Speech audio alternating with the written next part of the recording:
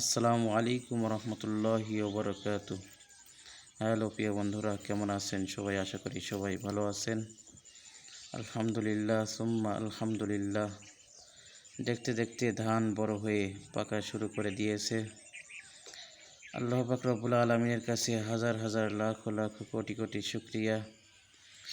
আসলে আল্লাহ পাক রব্বুল আলামিনের নিয়ামতের শুকরিয়া আদায় করে শেষ করতে পারবো না।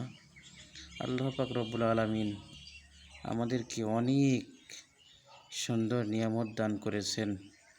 একজন কৃষক যখন মাঠে ফসল ফলায়, তাদের অনেক আশা আকাঙ্ক্ষা থাকে। এই ধানগুলো কষ্ট করে লাগিয়েছে, এরপর যত্ন করতে করতে এত বড় হয়েছে। আল্লাহ পাক রব্বুল আলামিন এই ধান গাছে আল্লাহ পাক রব্বুল আলামিন নিয়ামত স্বরূপ এত সুন্দর ধান দান করেছেন। এটা আল্লাহ পাক রব্বুল আলামিনের কাছে অনেক অনেক শুকরিয়া যে আল্লাহ পাক রব্বুল আলামিন আমাদেরকে এত সুন্দর নিয়ামত দান করেছেন।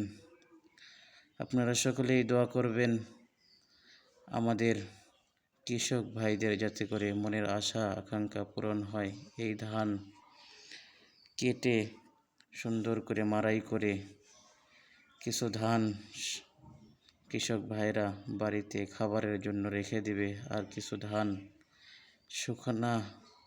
শুকিয়ে এটা বিক্রি করার জন্য বাজারে তুলবে।